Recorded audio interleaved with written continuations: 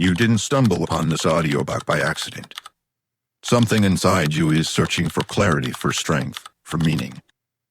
Here at Audiobook Light, we don't just read books. We speak to the quiet part of you that's ready to grow. So put on your headphones, and let's begin the journey within. Subscribe now if you're ready to grow in silence and rise with intention. Do this in secret and watch money flood into your life. There was a time I thought life owed me something. That if I worked hard enough, played by the rules, and stayed out of trouble, the gates of abundance would open. I would walk through and find all the rewards waiting, recognition, freedom, and most of all, money. But the gates never opened. I worked. I sacrificed. I hustled. And still I stood outside the garden of wealth, watching others walk through. I started to believe maybe I was not lucky enough. Maybe God had favorites. Maybe I was meant to survive, not to thrive.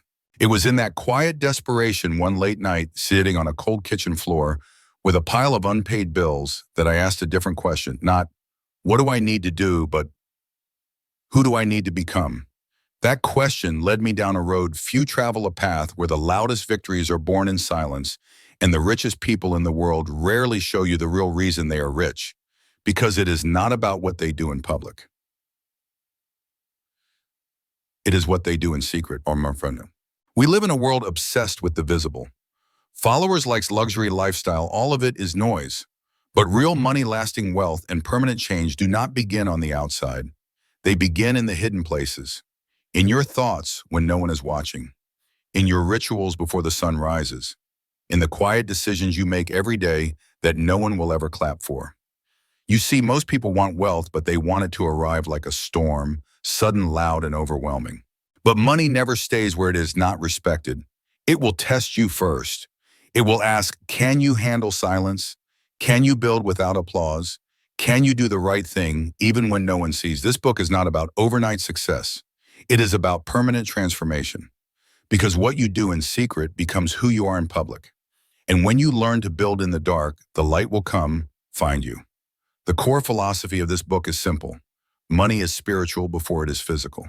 Your outer wealth is a mirror of your inner alignment. What you do with your mind, your emotions, and your beliefs in silence creates the rivers of gold that flow into your life later. This is not wishful thinking. This is law, as ancient as gravity. But most people try to fix the wrong end of the equation.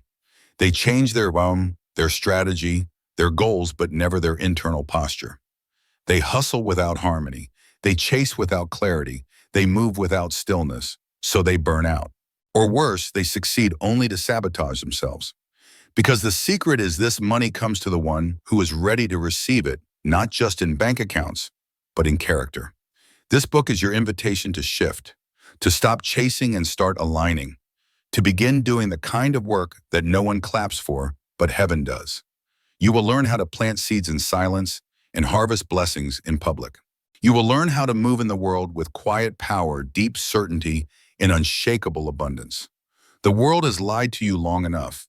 It told you that money comes from hard work alone. But that is only half the truth. The full truth: money comes to those who understand the sacred laws of energy, intention, and integrity. And these are not mastered in noise. They are mastered in silence. You may not believe this yet. You may still think your circumstances are too big, your mistakes too many, or your past too messy. But I am not writing to the version of you that doubts. I am writing to the part of you that knows there is more, that whispers in your soul late at night when the world is asleep.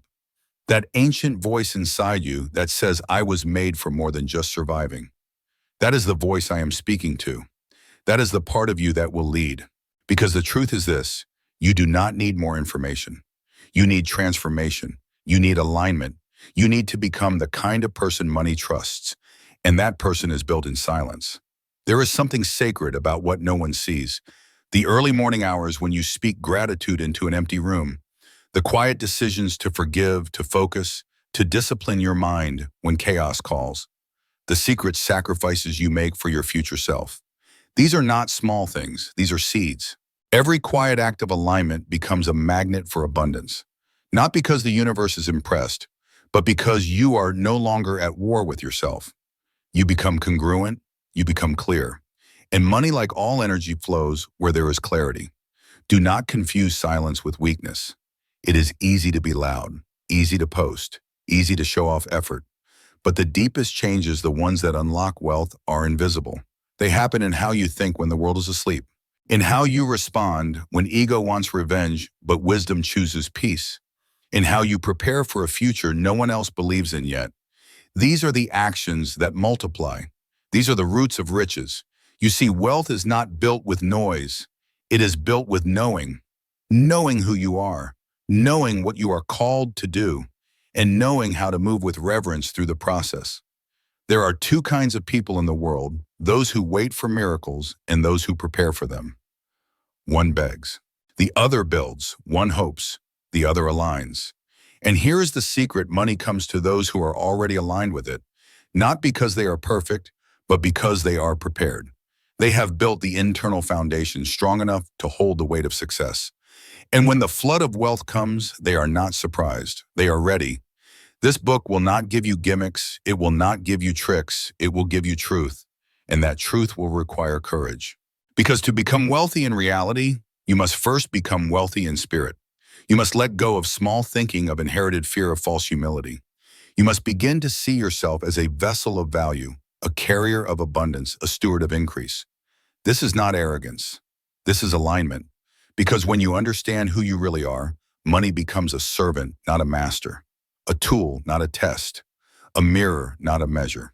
So let us begin in the place no one looks within. Let us turn down the noise of the world and tune into the whisper of your own spirit, because something is calling you higher, something ancient, sacred, and unstoppable. And if you are willing to do this one thing to begin in secret, then the floodgates will open. Not by accident, but by alignment. And when they do, you will not just receive money, you will become the kind of person who attracts it, multiplies it, and uses it to change lives. Starting with your own. Chapter 1. From Silence to Sovereignty. There is always a sacred shift that happens when you stop asking for permission to be wealthy. When you stop waiting for the world to give you a sign, or a system, or a step-by-step formula. When you stop begging life to reward you and instead begin walking with the quiet confidence that you are the reward. I remember the exact day it happened for me. Not a moment of triumph, but of surrender. I had spent years chasing success like a man lost in the desert, chases a mirage, always almost there, never arriving. I had learned every tactic, attended every seminar, mimicked every mentor, and still the bank account mocked me. The deeper truth: I was living out of alignment. I was acting out of desperation, not devotion, out of fear, not faith. And no matter how many things I tried, I could not outrun the poverty in my mind. Most people do not lack intelligence. They lack permission, self-permission, to believe they are worthy of wealth. They carry invisible contracts signed in childhood that say things like money is bad, rich people are selfish, success means losing your soul, and even when they consciously pursue abundance, their subconscious drags them back, like trying to run with chains on your ankles. Until one day the weight becomes unbearable. That is when some people give up. But a rare few, begin to question the contract itself. They tear it up. They write a new one. And they do it not in public, but in secret. In the privacy of their own soul, they decide, I am allowed to win. I am allowed to prosper. I am allowed to live in overflow. You must understand something fundamental. The universe does not respond to words alone. It responds to energy. You can speak affirmations all day long, but if deep down you feel unworthy, the vibration is off. The signal is scrambled. Money does not respond to begging. It responds to alignment, and alignment begins in stillness. This is why some people hustle for years with nothing to show, while others move with quiet conviction and attract wealth effortlessly. It is not luck. It is not magic. It is energetic agreement, a settled internal state that says, I am enough and I am ready. Let me ask you a painful but liberating question. What private beliefs are stealing your wealth? What hidden vows are you still keeping? Perhaps you believe money will change you, or that success will isolate you, or that abundance must be earned through suffering. These are the real enemies, not the economy, not your job, not your background. These inner oaths must be broken before the outer flow can begin. And you do not need anyone's permission to do that, just your own. The shift happens when you move from what do I need to do to who do I need to become. This is not self-help talk. This is spiritual law. Because wealth is not something you chase. It is something you calibrate to. Imagine tuning a radio. The music is already playing, but you will not hear it until you find the right frequency. Abundance works the same way. When your thoughts, emotions, and beliefs align with prosperity, you begin to notice the ideas, the people, the doors that were always there. Not because they suddenly appeared, but because your inner eyes opened. You tuned in. But tuning in requires silence, and silence requires trust. This is why so few ever do it. Most people are addicted to noise not because they love it, but because they are terrified of what they might hear in the quiet, the shame, the doubt, the lies inherited from generations. But here is the miracle: when you dare to face the silence, you also find the truth. And the truth is this: you are not broken. You are not behind. You are not cursed. You are simply out of alignment. And alignment can be restored. Let me give you a metaphor.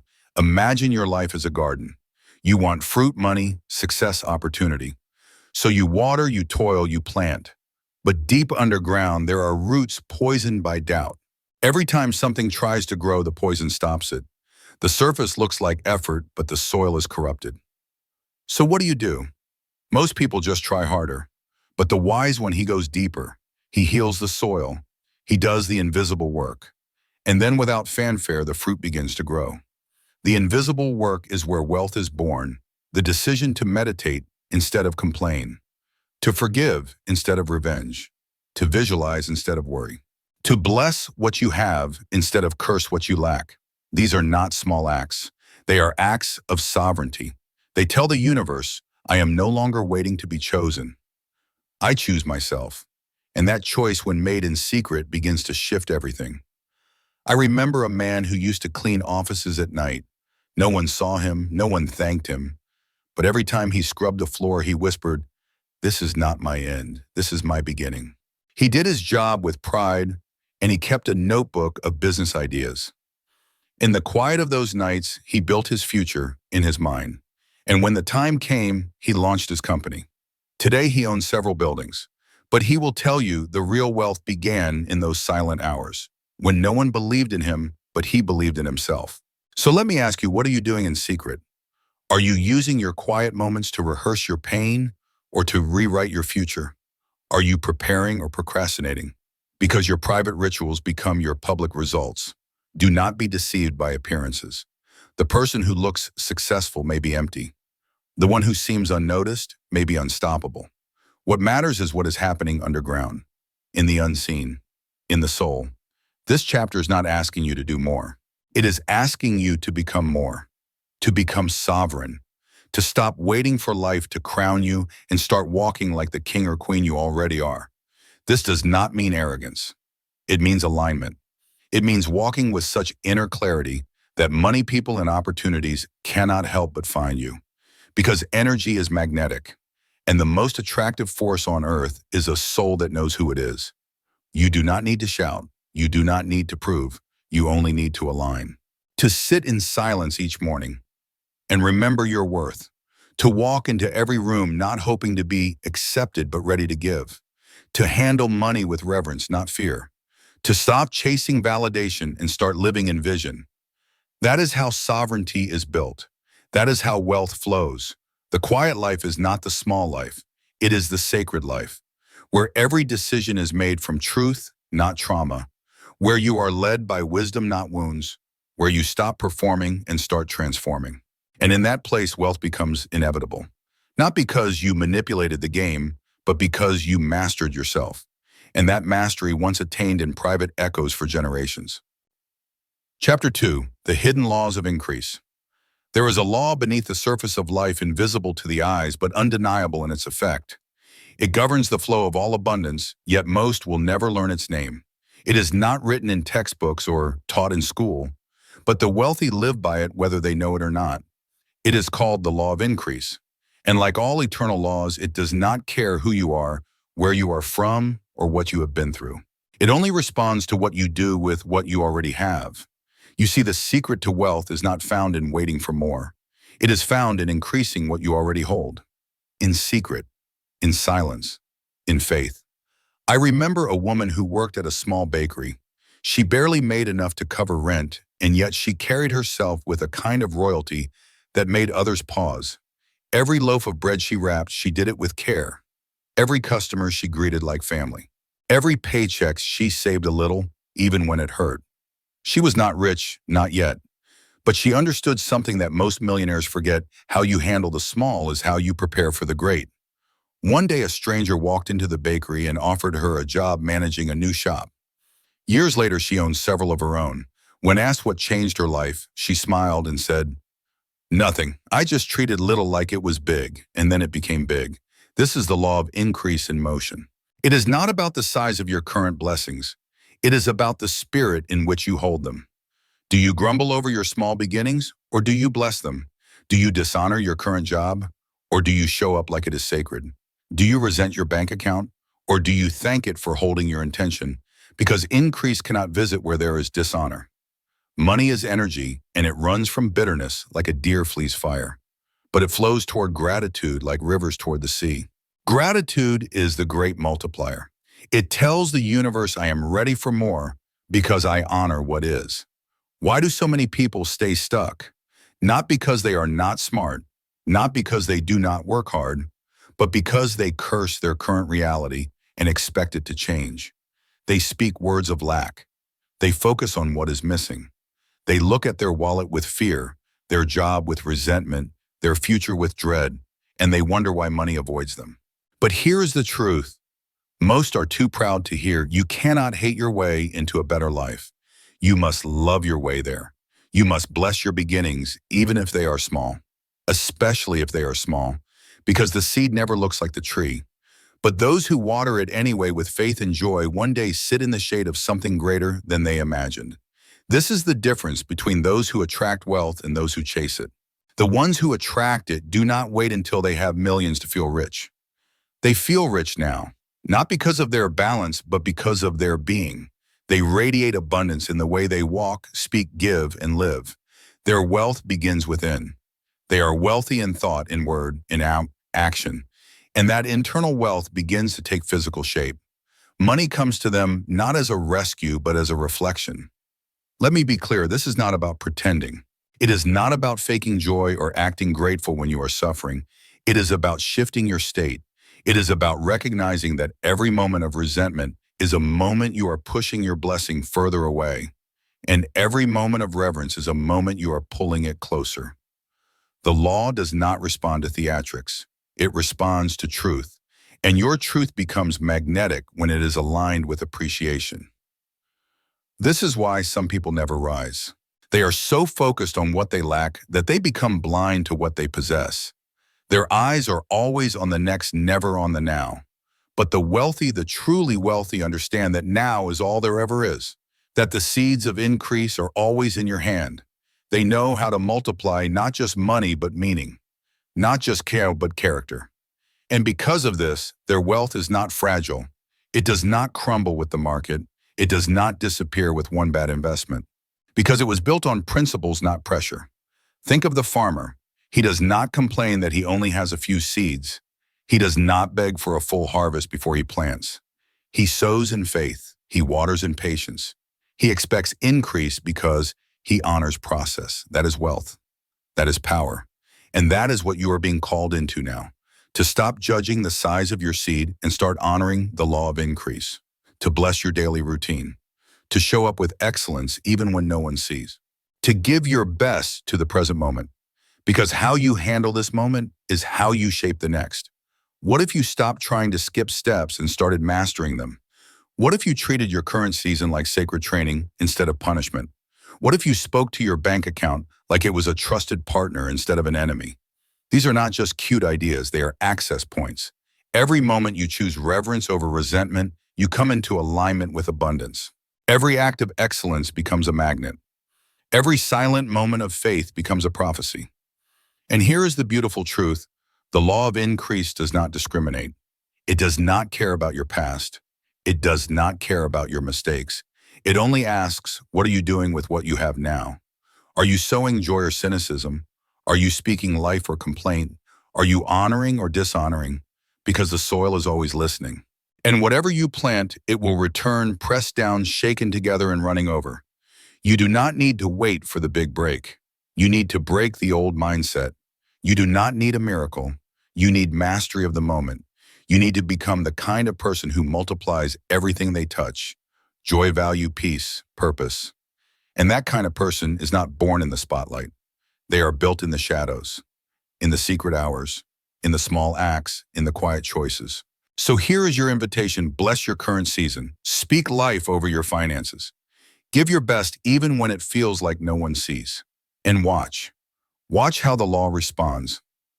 Watch how the increase comes, not all at once, but inevitably, because you will have become the kind of person who is ready not just to receive wealth, but to sustain it, multiply it, and carry it with wisdom. Chapter 3. The Wealth Frequency. There is a sound money responds to. It is not the clang of coins or the rustle of paper. It is not even the ding of digital alerts. No, the sound money knows best is silence, but not empty silence. Charged silence. The kind of silence that hums with faith. The kind of silence that vibrates with clarity. You see, money is not just a currency, it is a frequency. It flows where there is resonance. And that resonance begins within you, in the beliefs you carry, the energy you emit, in the decisions you make when no one else is watching. I used to think wealth was something you chased, something you earned, by working harder than everyone else. So I pushed, I fought, I ran myself into the ground. But I was out of tune, out of rhythm. No matter how hard I worked, my life kept hitting the same sour note struggle, survival stagnation. It was only when I began to quiet the noise that I noticed the static in my soul, the constant background hum of doubt, the emotional interference of fear, the unspoken inner chant, "It is not for me, it is for them." And that frequency, though silent, was repelling what I desperately wanted. You cannot receive what you secretly reject. And most people are rejecting wealth without even knowing it, through their worry, through their complaints, through their inability to rest. They are tuned to lack and wonder why abundance does not call. But you right now have the power to retune, to shift your inner climate, to become the kind of person who does not just want wealth, but resonates with it. And that shift begins in stillness, in listening, in becoming radically honest with yourself. What is the frequency of your thoughts? Are they rushed, anxious, frantic, or are they grounded, peaceful, intentional? Because money responds to intention. It is drawn to stability, not stress. It is attracted to clarity, not chaos. This is why some people seem to attract wealth without effort. They are not lucky. They are simply aligned. Their inner world is tuned to prosperity, and so their outer world reflects it. That alignment is not mystical. It is deliberate. It is practiced. And it is always done in private. Imagine two musicians. One plays louder and faster, hoping the volume will impress the crowd. The other tunes quietly, listens carefully, and then plays with mastery. The crowd may cheer the loud one first, but they remember the master. The same is true with wealth. Loud effort may get attention, but tuned energy gets results. Do not be deceived by noise. Focus on frequency. You might be asking, how do I tune my frequency? It starts with awareness. Begin noticing how you feel when you think about money. Are you tense, defensive, embarrassed? Or do you feel open, grateful? Calm. These emotions are signals. They reveal your current resonance. And you cannot fake frequency. You must feel it. You must embody it. You must become it even before the evidence shows up. This is why the inner work is everything, because it is not enough to want money. You must become the kind of vessel that can hold it without leaking. People sabotage their abundance not because they are weak, but because they are not yet congruent. They say they want more, but they still feel guilty receiving. They say they desire wealth, but deep down they associate it with corruption, loneliness, or pressure. So when money starts to come, they push it away through poor decisions, through unnecessary giving, through fear-driven spending. This is not stupidity. This is misalignment, and it can be healed. To raise your frequency is to raise your standard not just in how you earn, but in how you think, how you speak, and how you see yourself. Begin speaking to yourself as a wealthy person would. Begin walking into rooms with the posture of someone who belongs. Begin managing your current resources with the precision of someone preparing for more. Because you are not faking it. You are tuning in. You are stepping into the truth of who you have always been. Let me offer you something practical. Each morning before the world wakes, sit in silence for 5 minutes. Breathe, place your hand on your heart, and ask, what is my wealth frequency today? Then listen, not for words, but for feeling. Are you rushed or restful? Are you tight or trusting? Then no matter what arises, speak this quietly to yourself. I am the steward of increase. I receive what I am ready for. I am ready for more. You may feel silly at first. That is natural, but continue. Because repetition rewires resonance, and resonance changes results. You must remember money is not emotional, but you are. And your emotions are the tuning fork of your life. When you are stuck in fear, your frequency falls. When you rise in faith, it lifts. This is why gratitude is so powerful. Not because it is polite, but because it is potent. It tells the universe, I am already in tune with blessings. And so blessings find their way back. There is something else. And it is hard to hear, but it will set you free. If you do not feel worthy of receiving, you will always repel what you earn. Worthiness is not something you prove. It is something you claim. You were born worthy, but life taught you otherwise. So you forgot, but now you remember. And when you remember, your frequency shifts. Your energy softens, and suddenly the things you chase begin to find you. This is not magic. This is law. What you embody, you attract. What you believe, you build. What you align with, you accelerate. And alignment begins in the quiet, not with noise, not with hustle, but with stillness. You can have every strategy, every mentor, every tool, but if your frequency is fear, nothing will last. But if your frequency is faith, everything will begin. So let this be the moment you stop looking outward and start tuning inward. Let this be the moment you stop chasing and start attracting. Let this be the day you decide, I will no longer be ruled by scarcity. I will live from abundance, speak from abundance, give from abundance. Not because I am faking it, but because I am finally in tune with who I really am. The wealthy are not different from you. They are just tuned differently. But now you have the key, and the next time money hears your frequency, it will not pass you by. It will come, and this time it will stay. Chapter 4, the power of private decisions. There is a moment that changes a life, not a moment of applause, not a moment of breakthrough, but a private moment when no one is watching and no one will ever know. A moment when a person chooses truth over comfort, discipline over distraction, growth over ego. That decision, though, silent, rewrites the future. It does not look heroic. It does not feel dramatic. But in that quiet space where no one claps, the entire destiny of a life is altered. This is the power of private decisions. They are the hidden hinges upon which the doors of wealth swing open. I remember waking up one morning exhausted, broke, and angry. Angry at life, angry at myself, angry that nothing was changing no matter how much I tried. But instead of reaching for distraction, I sat in that pain. And I asked the question I had been avoiding. What private choices am I making that keep me poor? The answer came not in shame, but in clarity. My mornings were unguarded. My evenings were wasted. My inner voice was filled with doubt. I was saying yes when I meant no. I was spending to impress, not to invest. I was still choosing my old story every single day. And I realized then that money is not the reward for public effort. It is the reward for private alignment. It shows up when your secret life becomes sacred. Most people want wealth, but they do not want to make private decisions. They want results without roots. They want a new life while still clinging to old habits. But wealth is not a performance. It is a process. And the process happens in solitude. Every time you choose to rise early when your body begs to sleep, that is wealth. Every time you say no to temporary pleasure in favor of permanent purpose, that is wealth. Every time you speak life over your finances when fear is screaming, that is wealth. These moments may be invisible to others, but they are everything. Let me tell you a truth that may sting. Your future bank balance is already being decided by the choices you are making in private today. Not next year, not when things are easier. Now, every scroll, every delay, every excuse, they all carry a price. But so do every commitment, every aligned action, every sacred yes. And that price is not punishment. It is investment. It is building a compound return that will one day look like overflow but was built in the quiet. The private decisions of your life are not small. They are seismic. They decide how much energy you carry, how much clarity you walk in, how much power you release into the world. And that power attracts wealth because money does not go where it is needed. It goes where it is honored. It flows toward order, toward responsibility, toward truth. And truth is born in secret.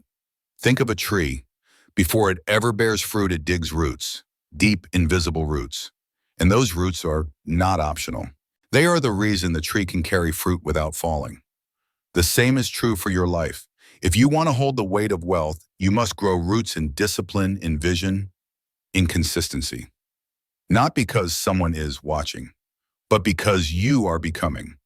One of the greatest shifts you will ever make is this: moving from living for approval to living from alignment, from needing validation to living by principle.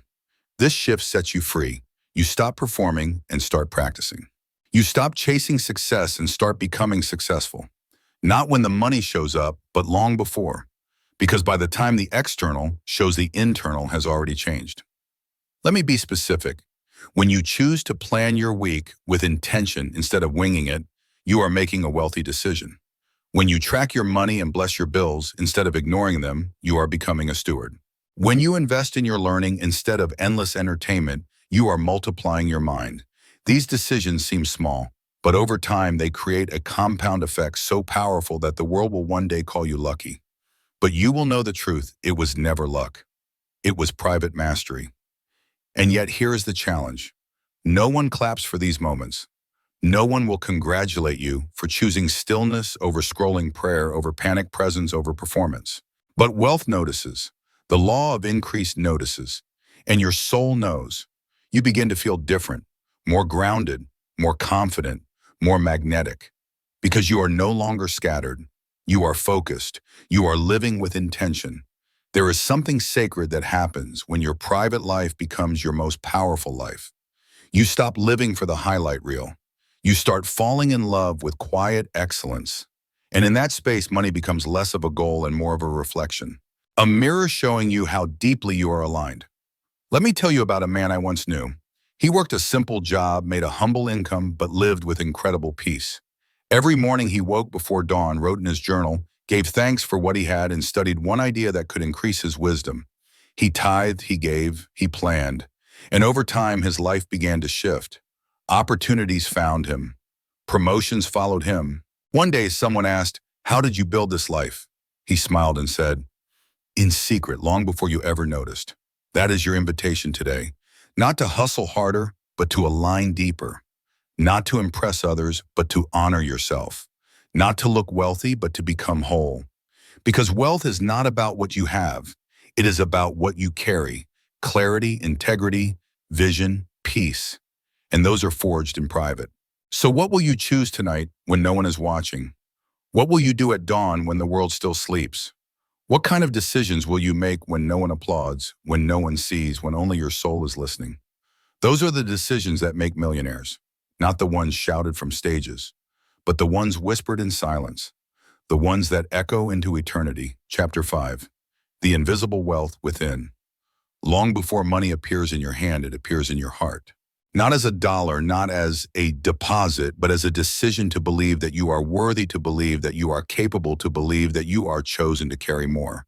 This is the kind of wealth no one sees. The wealth of self-respect. The wealth of clarity.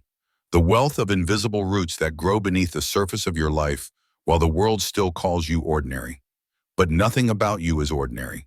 You were born with an inheritance not of currency but of calling. And when you start living from that place, money is not the source. It is the shadow. Most people have it backward. They chase money, hoping it will finally make them feel secure, feel seen, feel significant. But money was never made to give you worth. It was made to reflect the worth you already carry. If you feel powerless, money will magnify it. If you feel desperate, money will amplify it. If you feel unworthy, money will slip through your hands. This is why lottery winners lose everything. Why some entrepreneurs self-sabotage when they finally succeed. Because their outer life outran their inner alignment. and the weight of abundance crushed a foundation not yet built. But when you build inwardly with patience, with practice, with principle, you begin to carry a different frequency. One of calm, not chaos. One of stewardship, not survival. And from that place, wealth becomes natural. Not because it is easy, but because it fits. You are no longer trying to hold something that your soul does not believe belongs to you. You are receiving what you have already become. Let us talk plainly.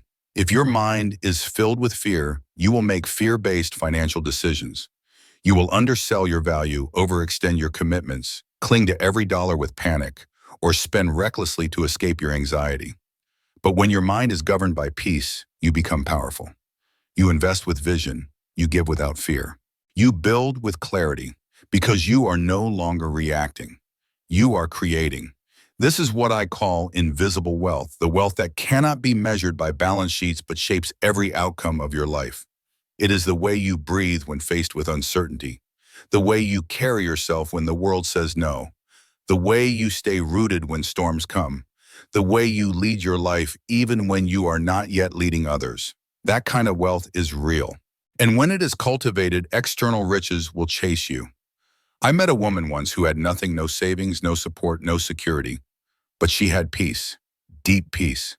She walked into rooms with presence. She spoke with grace. She listened more than she talked. She gave when it made no sense. And one day an investor noticed her not for what she had, but for what she carried. He said, "There is something unshakable in you. That is what I want to build with." And so they built. Years later, her company is worth millions. But the real wealth was never in the company. It was always in her. That kind of invisible wealth is available to you now. It does not require a title. It does not wait for credentials. It does not care about your past.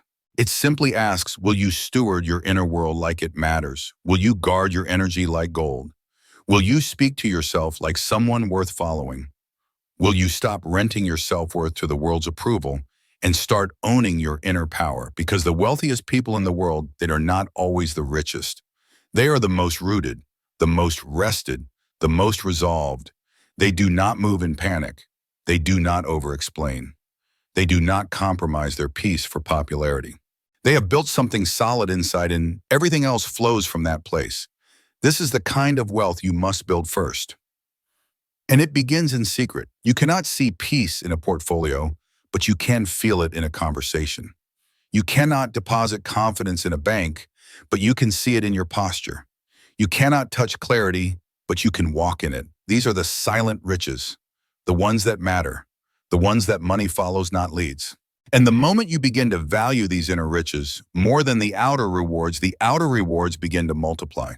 This is why your morning matters, why your words matter, why your self-talk, your rituals, your mindset, your boundaries, all of it is part of your wealth. Because money does not come to chaos. It comes to order. And order is not just about structure.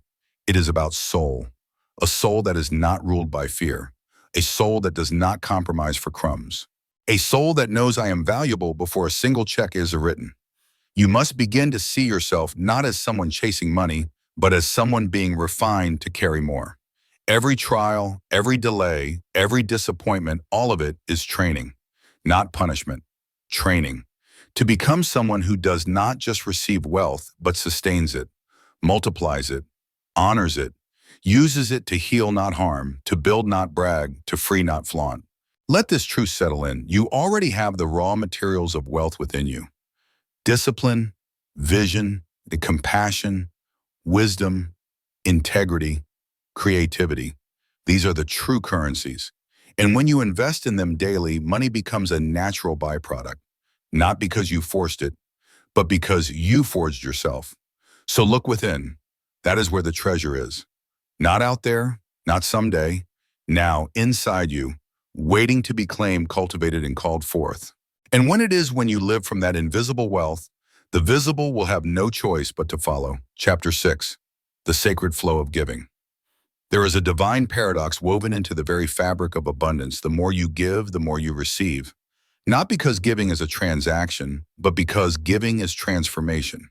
When you release what you hold in fear, you create space for what you were always meant to carry in faith. This is not about charity for applause. This is not about manipulation masked as generosity. This is about sacred giving. Giving that begins in silence, flows from alignment, and returns multiplied because it came from truth. Most people live clenched. They grip their money. They hold their time. They protect their energy as if the world is trying to rob them. But the truth is nothing is being taken. What you do not give away voluntarily will leak away unconsciously, because the law of flow cannot be cheated. What you hold in fear becomes stagnant. What you release in faith becomes fertile. And the moment you understand this, giving ceases to be a burden. It becomes a bridge from scarcity to sufficiency, from lack to legacy. Let me tell you the story of a man I once knew. He worked a modest job, lived in a small apartment, and had little by most standards. But every week he gave, not because he had extra, but because he had vision. He gave to strangers, to neighbors, to dreams he would never see fulfilled. And he gave quietly, no announcements, no expectations, just a pure intention to sow into something greater than himself. Over time, his life began to change. Unexpected promotions, unforeseen opportunities, unexplainable favor. One day someone asked him, "How do you keep receiving so much?" And he smiled.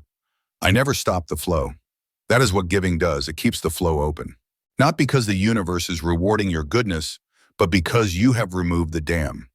You have become a vessel, not a vault. You have proven you are not just a receiver of wealth, but a releaser of it. And that kind of soul unafraid, unbound, unwavering becomes a magnet for miracles. But understand this: sacred giving is not reckless giving. It is not rooted in guilt or obligation. It is not driven by ego or addiction to being needed. True giving flows from wholeness, not from emptiness. It is measured by alignment, not by applause. You do not give to prove anything. You give because you are already full. You give because you know the source within you is limitless. And giving is not just about money. It is about energy, about presence, about belief. Have you ever given someone your full attention, your full faith, your full encouragement, and watched them rise? That is sacred giving.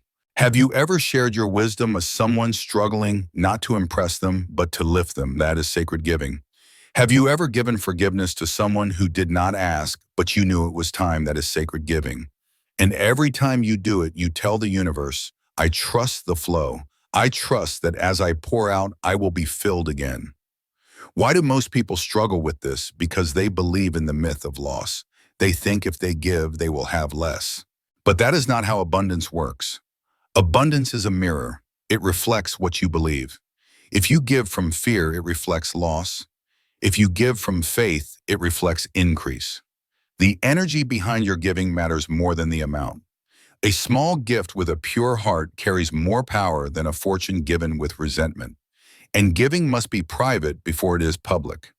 It must be a rhythm of your life, not a performance of your image. The most powerful giving I have ever done, no one knows about. Not even those I gave to, because it was not about them seeing it. It was about me becoming it. A giver, a conduit, a keeper of the flow. Let me offer you a challenge. Begin each week with this quiet question: where can I give from wholeness today? And listen, maybe it is a compliment you withhold too often. Maybe it is time with someone who needs it. Maybe it is money toward a dream, even a small amount. Do not wait for excess to start giving. Give from what you have. Give from who you are. And watch what begins to move in your life.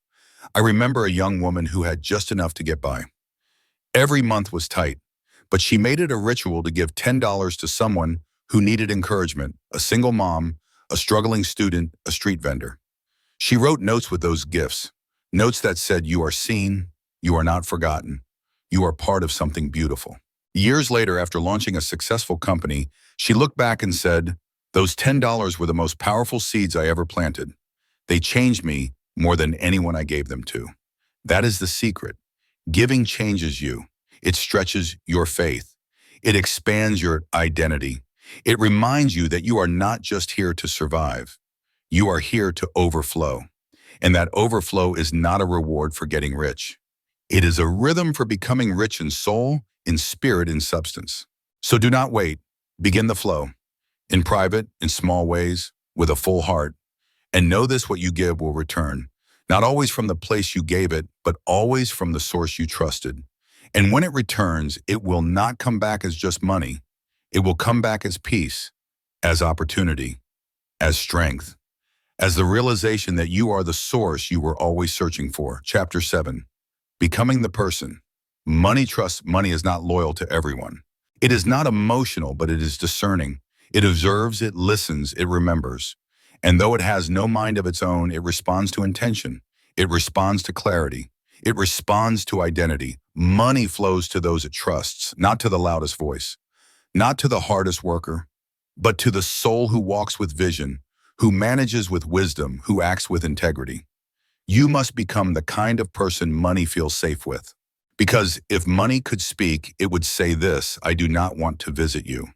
I want to live with you, but only if you are a safe place for me to grow. This is the truth most people never hear. They are told to pursue money, but not to prepare for it. They are taught how to earn, but not how to embody. And so they treat money like a guest, someone to impress someone, to chase someone to please. But money was never meant to be a guest. It was meant to be a partner, a builder, a servant of purpose. But first you must become its sanctuary. You must create a life, a mindset, a system where money is not wasted, feared, or worshipped, but welcomed. Ask yourself this: if I had more money right now, would I truly know what to do with it? Would I protect it? Would I grow it? Would I honor it with discipline and direction? Or would I lose it in impulse and fear, in proving something to someone who is not even watching? These questions are not meant to shame you. They are meant to awaken you. Because you do not rise to the level of your dreams. You rise to the level of your identity. And until you become the person who can carry wealth, wealth will always feel just out of reach. This is why inner work is not optional. It is essential, because your level of self-worth will always set the ceiling for your net worth. If you see yourself as a small, unworthy temporary, then money, even if it comes, will mirror that instability. It will disappear. But when you carry yourself with presence, not arrogance, but alignment, then money begins to feel at home, because it recognizes someone who knows who they are. Let me tell you the story of a man who changed my view of wealth forever. He was not flashy. He did not talk about his income. He did not need to. You could feel it in his calm, in the way he walked into a room, in how he listened more than he spoke. He was not trying to prove anything. He was too focused on building everything. One day I asked him, "What is your secret?" He said, "I treat money like a partner, not a prize. I invite it in with purpose. I give it assignments. I send it where it will grow." That is the mindset of wealth, not chasing, not showing, leading. If you want more money, become more responsible. If you want more opportunity, become more prepared. If you want more overflow, become more ordered. This is not punishment, this is preparation. Wealth is not a windfall, it is an entrustment. And the question is not just, can you receive it, but can you sustain it? Because money without structure becomes stress, but money with structure becomes strength. This is where most people get stuck. They build an image of wealth without the infrastructure to hold it. They decorate their life with symbols of success, the clothes, the cars, the captions. But underneath, they are hollow. There is no system, no stewardship, no sense of responsibility for the gift they claim to want. And so wealth visits, but it does not stay. To become the person money trusts, you must build from the inside out. You must establish order in your thinking, in your planning, in your daily choices. This means tracking what you spend, not obsessively, but intentionally. It means assigning every dollar a purpose, even if you only have 10. It means thinking like a custodian of resources, not a consumer of things. Because money multiplies under management, and it flees from chaos. You must also confront the stories you carry. Stories like, "I am not good with money," or "I always lose what I gain," or "people like me never get ahead." These stories are not harmless. They are permissions. And every time you speak them, you renew the contract. Break it. Rewrite it. Declare this instead: "I am trusted with wealth. I am wise with what I have. I create space for increase." Say it before you feel it. Say it until your body believes it. That is how identity is rebuilt, through repetition, reflection, and reality.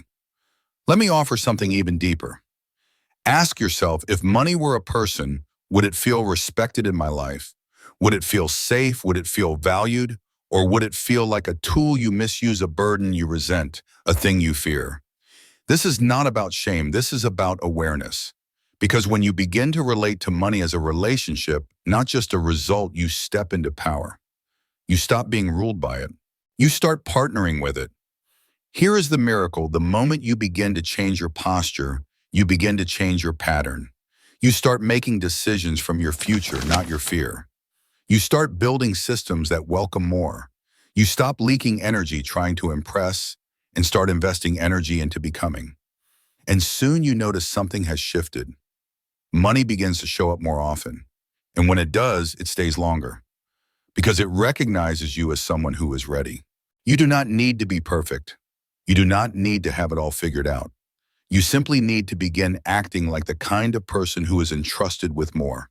And that begins today in silence and structure, in small daily decisions that speak louder than any shout. Chapter 8. The discipline of wealth. Wealth does not rise on passion alone. Passion can ignite you, but only discipline will sustain you. It is one thing to want more. It is another thing entirely to be consistent enough to create more, protect more, and multiply more. This is the part no one glamorizes. The early mornings, the quiet evenings, the repeated actions that look like nothing on the surface but are building everything underneath. Discipline is the language of the wealthy. It is not loud, it is not dramatic, but it is relentless. And it always speaks for you when you no longer have to. You must understand this. Your future wealth is not determined by one big breakthrough. It is shaped by 1,000 small decisions repeated without applause. Anyone can get lucky once.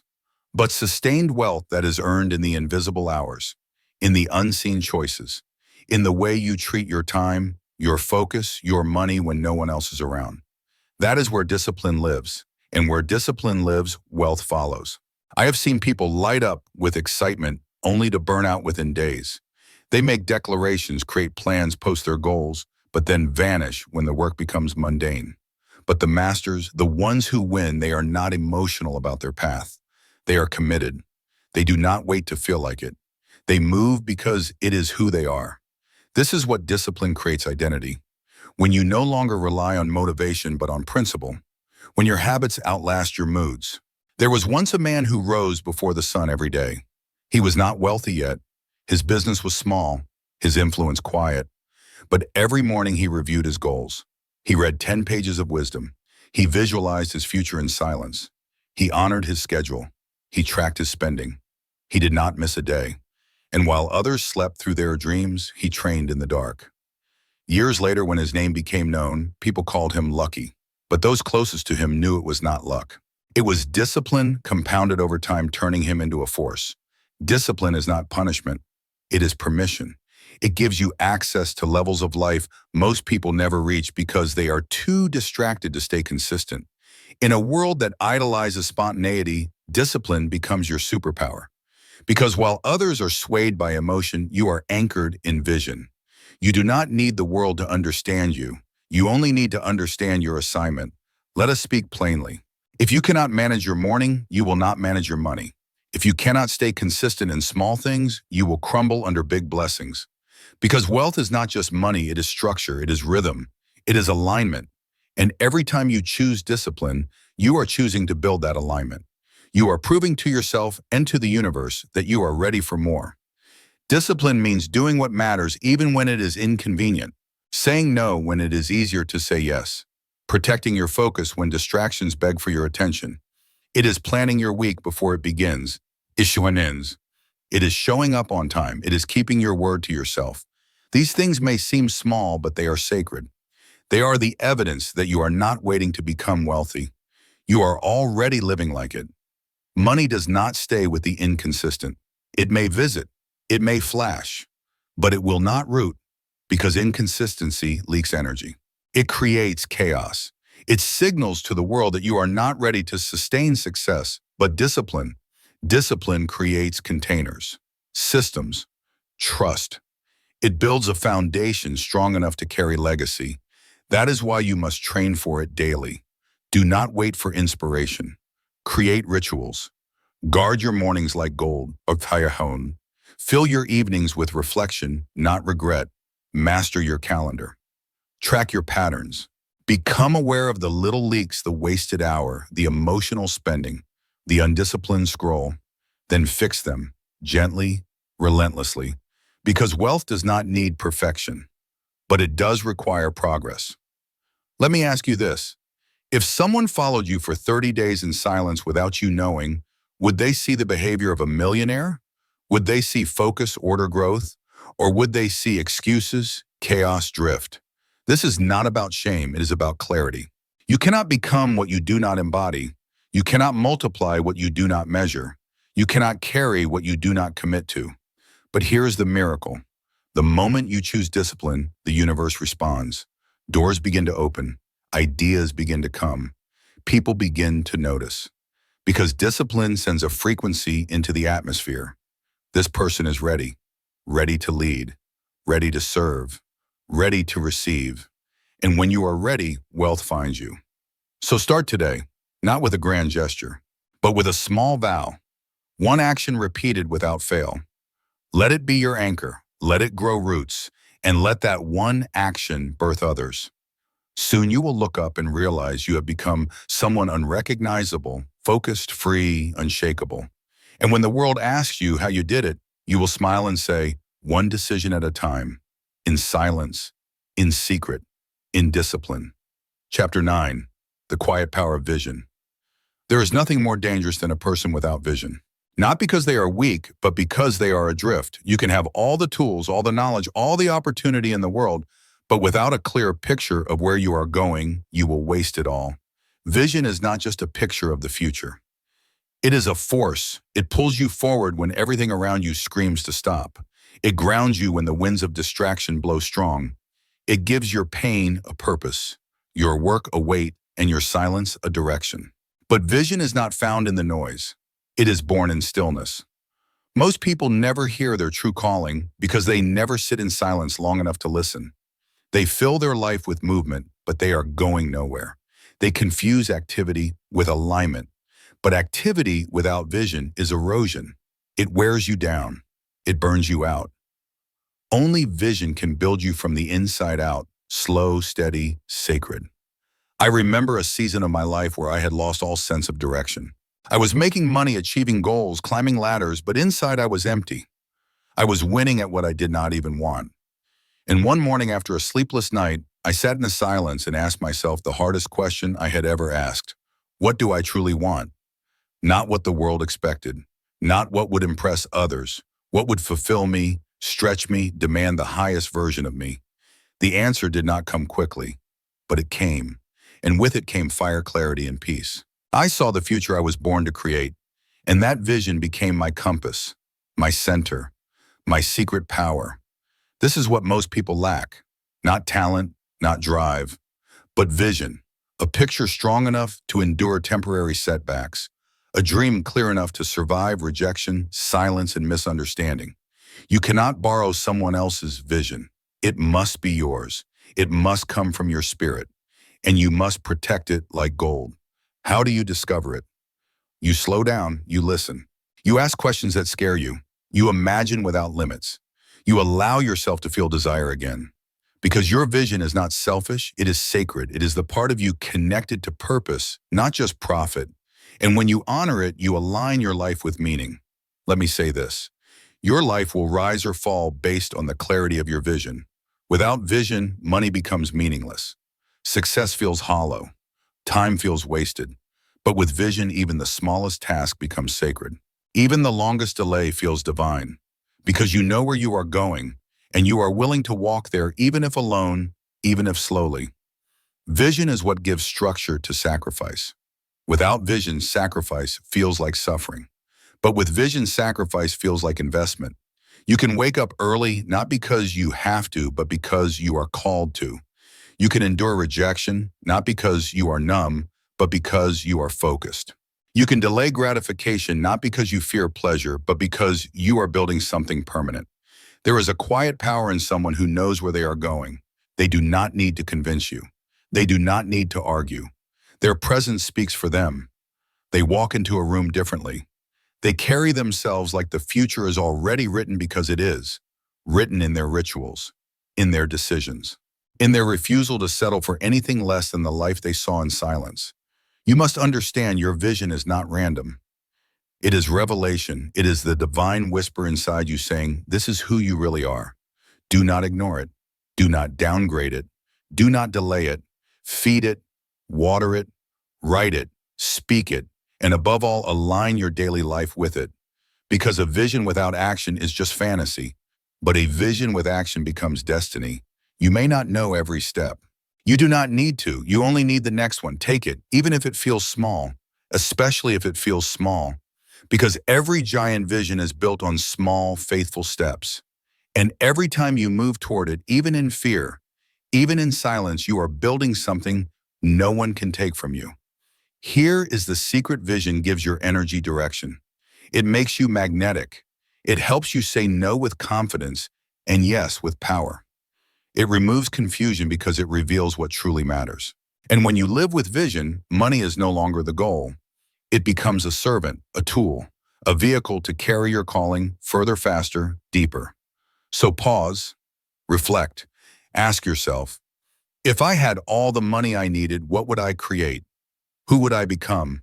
What would I build, heal, offer, write, give, lead? The answers may not come all at once, but they will come. And when they do, everything changes. Your habits change. Your circle changes. Your voice changes.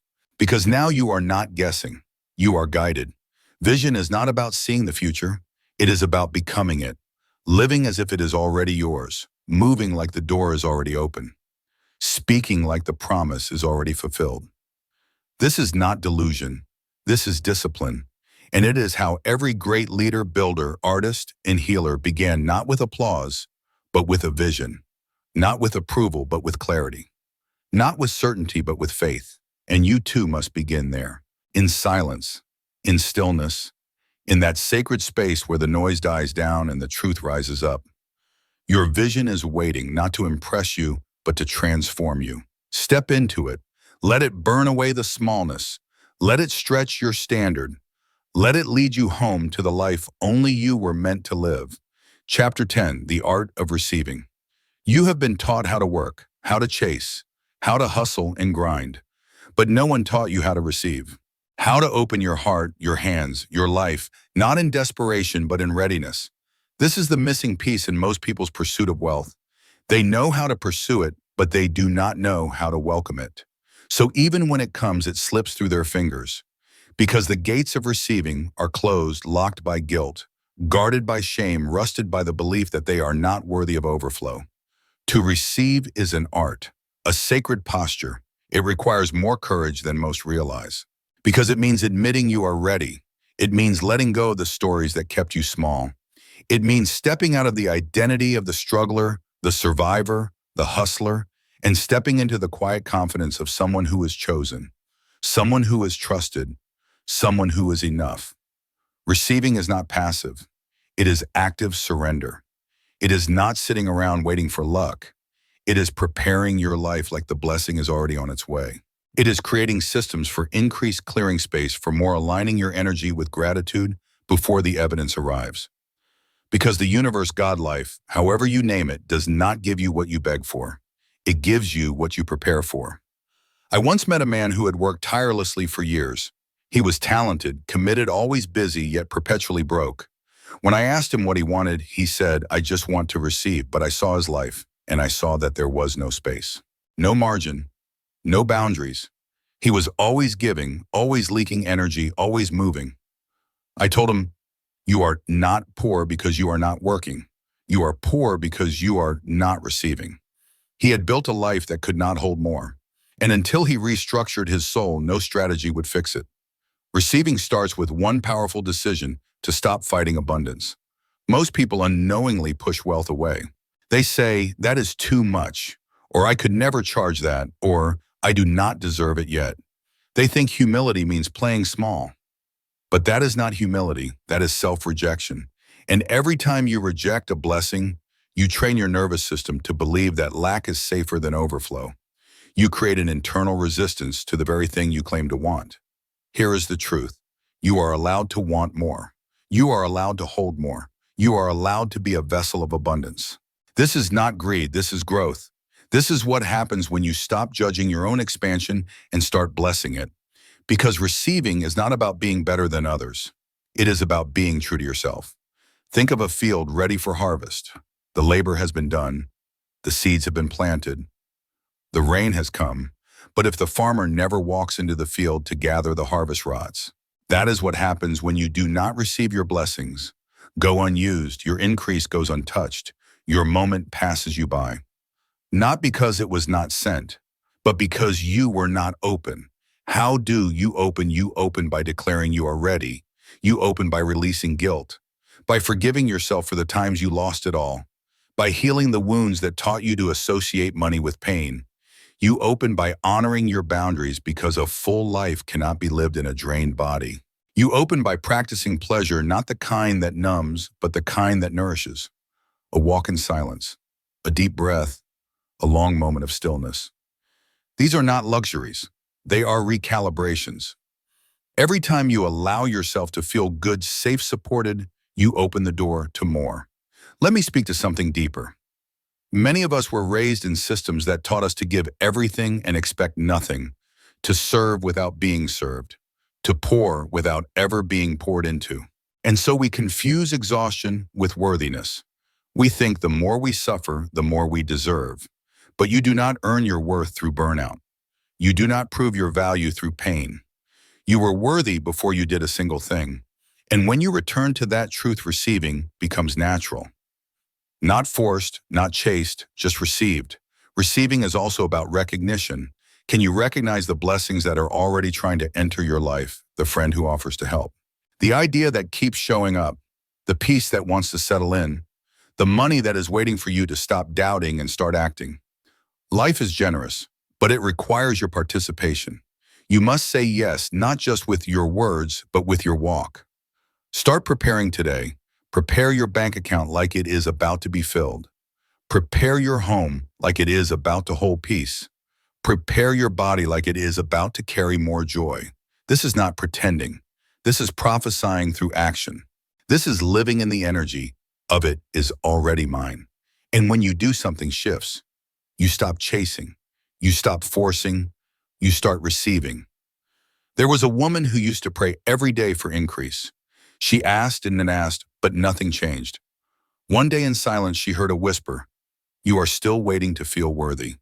That day, she stopped asking. She started aligning. She forgave herself. She made room. She raised her standard. She expected the doors to open.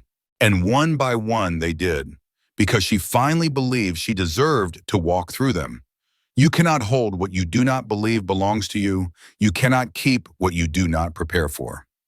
You cannot receive what you still resist. So today, make the decision. No more shrinking, no more apologizing for your dreams, no more rejecting yourself to make others comfortable.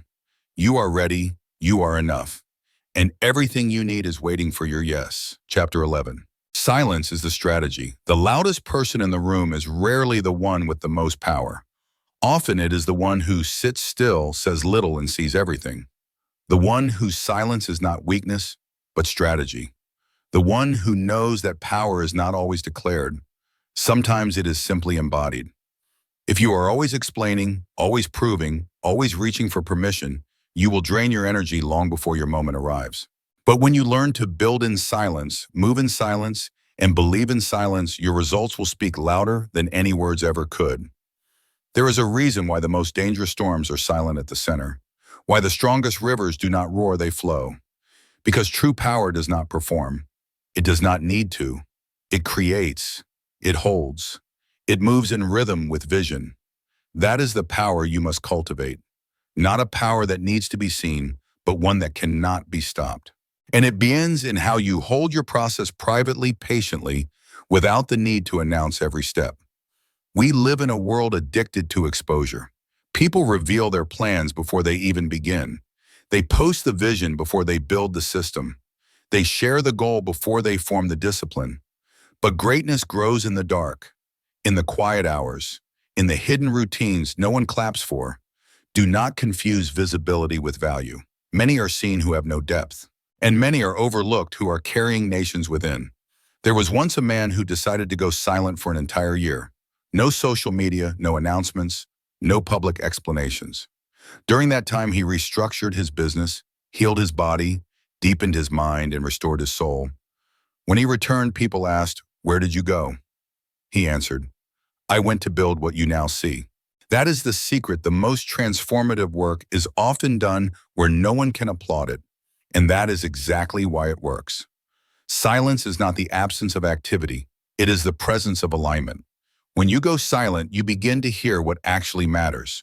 You stop reacting to noise and start responding to truth.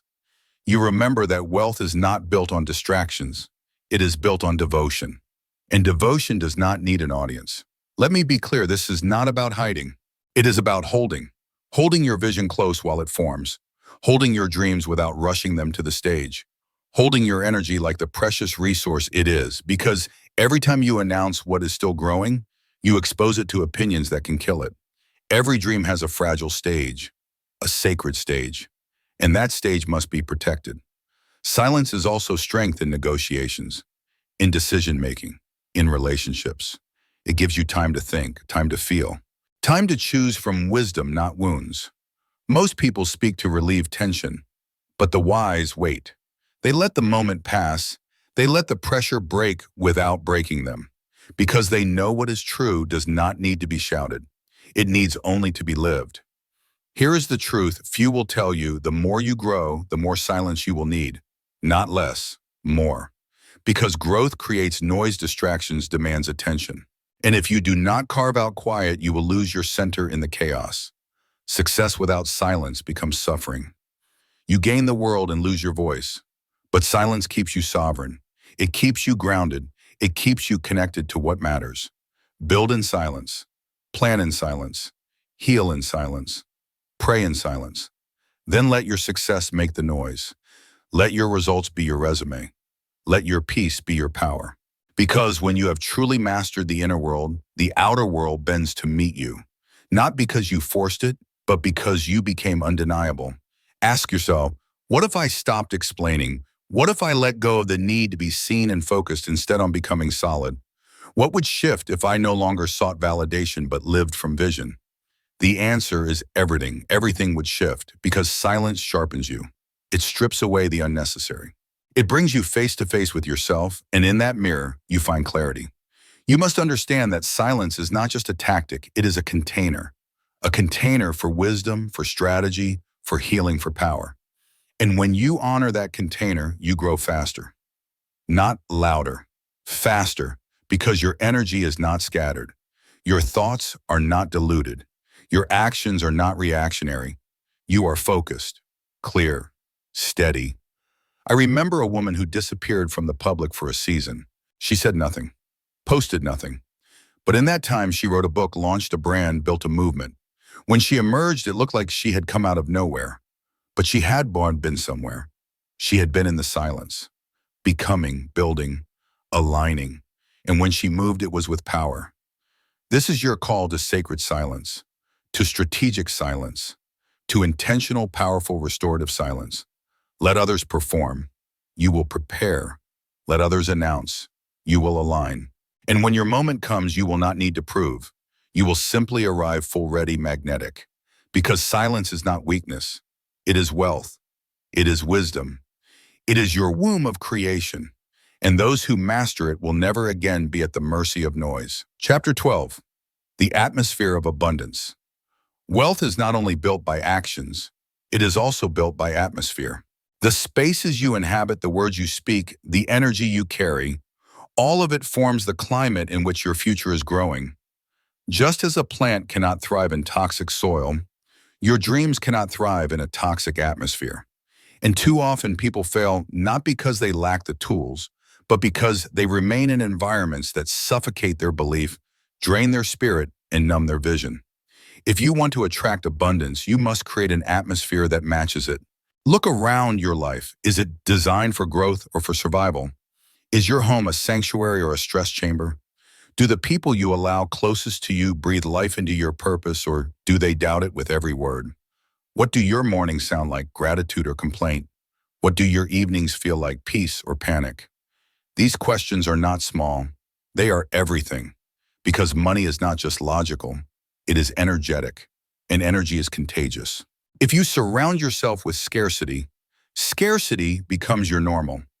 If every conversation you engage in is rooted in gossip, fear, and comparison, then wealth will feel unnatural.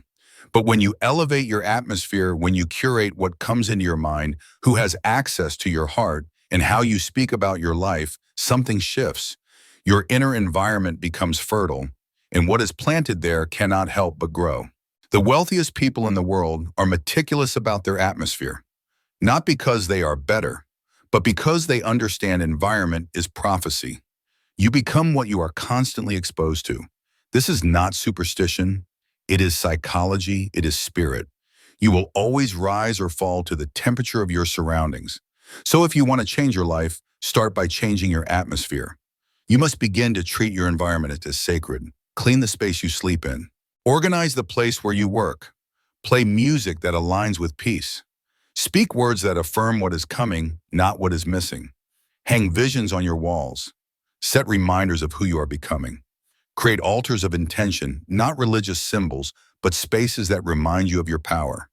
Your home, your desk, your calendar, all of it is a canvas. Paint it with purpose. And just as you shift your physical atmosphere, you must shift your emotional one. Stop tolerating conversations that shrink you. Stop explaining your dream to people who do not even believe in themselves. Stop giving the best of your energy to people who only drain it. This is not about arrogance, it is about alignment. You cannot keep watering dead soil and wonder why nothing grows. I remember a time when my environment was full of good people, but they were not growing people. They meant well, but every time I tried to rise, their energy pulled me back. Not with insults, with fear, with limitation, with subtle reminders to be realistic. And for a while I listened, until I realized that comfort was costing me my calling. So I blessed them, loved them, and moved forward. And as I did, new voices entered. Voices that spoke life, that expanded me, that challenged me to rise. And rise I did. Sometimes the most radical act of wealth is not earning more, it is leaving behind what no longer supports your expansion. A room, a routine, a relationship.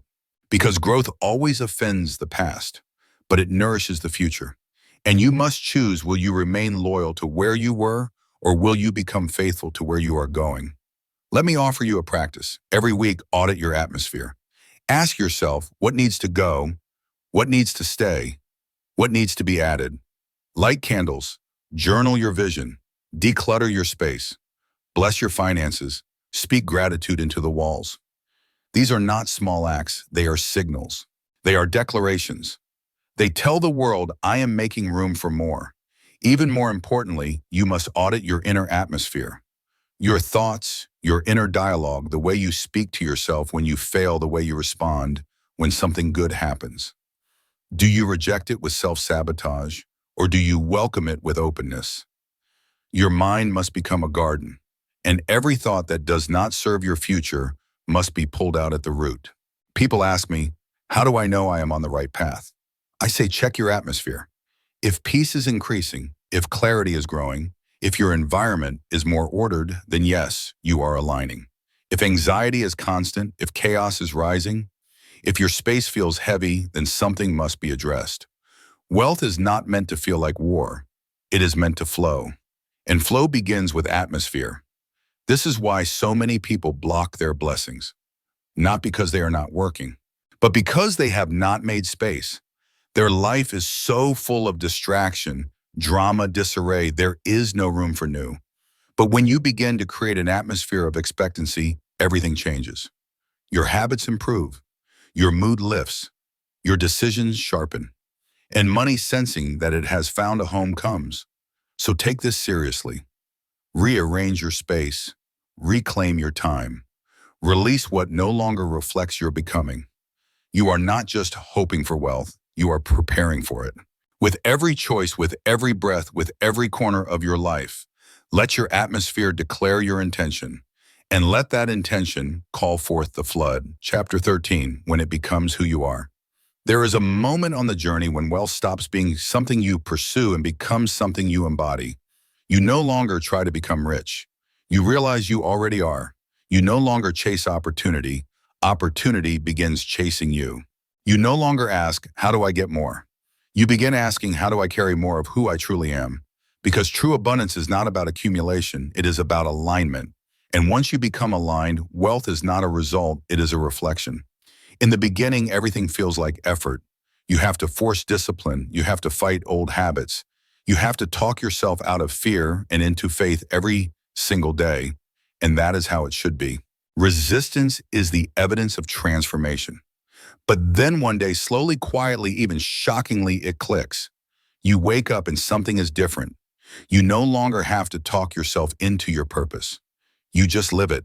You no longer have to argue with your doubt. It simply does not have a voice. Your routines become your rituals. Your vision becomes your nature. You are no longer doing the work. You have become the work. That is the moment money begins to stay. Because now it has found a home not in your hands but in your identity. You have become the kind of person who multiplies everything they touch. Not because you are flawless, but because you are focused. Not because you are lucky, but because you are faithful. You have built the kind of soul that money can trust, and in doing so you become magnetically positioned for overflow. This shift is invisible to others, but undeniable to you. People will say, you changed, and you will nod, but deep inside you will know, no, I did not change. I returned. I returned to the version of myself that always knew, always believed, always had it within me. The doubt was the lie, the fear was the fog. But this is who I was all along. There is a rhythm that the wealthy walk in. It is not loud, it is not hurried, it is not reactive. It is calm, it is precise, it is deeply rooted. They do not apologize for their abundance because they know they are only holding what they were called to steward. They do not hoard because they understand the flow. They do not prove because they already are. This rhythm is learned. It is practiced. It is embodied. And once it becomes your normal, lack will feel foreign, not because it is evil, but because it is simply not your frequency anymore. You begin to attract without effort because you are no longer trying, you are being. Your conversations shift. You no longer engage with gossip, complaint, or drama, not because you are superior, but because it does not nourish you. You no longer tolerate disorder because you know the quantum. You do not chase relationships that dishonor you because your energy is reserved for alignment. This is not ego, it is energetic economy. You have built too much in silence to trade it for noise. You start walking into rooms differently. Not as someone seeking approval, but as someone carrying presence. You stop performing for love. You start embodying power. You stop negotiating your worth. You start defining your space. And wealth, real wealth, mirrors this. It begins to meet you with the same certainty. Clients say yes quicker. Opportunities show up faster. Solutions come smoother.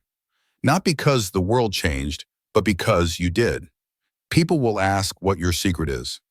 You will want to give them a formula. But the truth is not a formula. It is a becoming. You became someone who no longer leaks power, who no longer leaks time, who no longer leaks money through unconscious wounds and forgotten traumas. You healed the holes. You reinforced your walls. You decided that your life would no longer be a container for confusion, but a channel for clarity. This is where discipline becomes delight, where ritual becomes rhythm, where silence becomes sanctuary. You no longer need to force alignment. It is how you breathe. You do not hustle for visibility. You radiate value. You no longer live for someday because you have made your today sacred. That is what happens when wealth becomes who you are. The distance between who you want to be and how you show up dissolves. You become whole. You no longer rush. Rushing is for the unsure. You move with divine timing. You move with inner yes. And that yes echoes into every transaction, every conversation, every encounter. People do not just pay you for a product. Iaman. They pay you for your energy, your presence, your embodiment. Because you are no longer offering services. You are offering alignment. I remember someone asking me, when did it all shift for you? I smiled because it was never one moment. It was every morning I got up and decided not to quit. Every dollar I tracked when there was not much to track. Every time I said no to something tempting so I could say yes to what was true. It was all the invisible days, all the silent wins, all the inner victories. They built me. And now wealth is just following the blueprint. That is the invitation for you now. To stop trying to become wealthy and to start becoming wealth. To walk as the result. To breathe as the arrival. To carry yourself like the future already happened and you are simply catching up to your own prophecy. The real work is no longer out there. It is in here. It is in how you hold yourself, in how you rest, in how you listen to your inner voice over the noise of the world. You will know you have arrived when you no longer panic in the pause, when silence does not scare you, when peace is your default, not your prize. You will know because your life will feel full even before the account reflects it, because the account will follow. It always does. Money is just a shadow of your soul. Heal the soul and the shadow changes shape. So now you stand at the threshold of something irreversible. You have come too far. You have seen too much. You cannot unsee what you now know. You cannot unknow who you have become. From here forward, you do not return. You do not shrink. You do not settle. You rise. You expand. You become the one your future was waiting for. And from this place of clarity, of calm, of embodied truth, wealth will no longer be a pursuit. It will be a presence. The mindset reset, pause here. Not to stop, but to assess. You have walked through the silent fields of transformation. You have felt the fire of alignment. You have tasted the first drops of overflow. But before you step into the final chapter, you must ask yourself a sacred question. Not what do I want, but what will I now require? This is the moment where desire becomes decision, where preference becomes standard, where your former life ends not with a shout, but with a still, unshakable knowing, I will never go back to who I was. This is the mindset reset, the threshold that separates the dreamer from the doer, the hopeful from the embodied, the seeker from the sovereign. And it begins with one truth. You no longer need motivation. You are not here to be hyped up again. You are here to be called up to a higher standard, a deeper honesty, and a fuller embodiment of your own power. Ask yourself, who am I now after all of this? Who am I when no one is watching? What do I tolerate that keeps me tied to a version of myself I have outgrown? What habits do I still entertain that whisper? Just a little longer in the old life. What conversations do I keep returning to that keep my soul playing small? This is where the quiet work becomes a covenant, not a resolution, a vow to never again betray your future for the comfort of your past, a vow to speak like you matter, to walk like you are called, to spend like you are a steward, to plan like you are trusted. This is the reset that rewrites your story not from scarcity to success, but from seeking to knowing. Do not confuse excitement with readiness. Most people are excited about the idea of change, but terrified of the cost. And the cost is this, your old excuses, your old drama, your old delay. You must leave them behind or they will pull you back. You must stop petting your patterns. Stop entertaining versions of yourself that do not match your vision. Stop watering seeds of doubt and expecting a harvest of faith.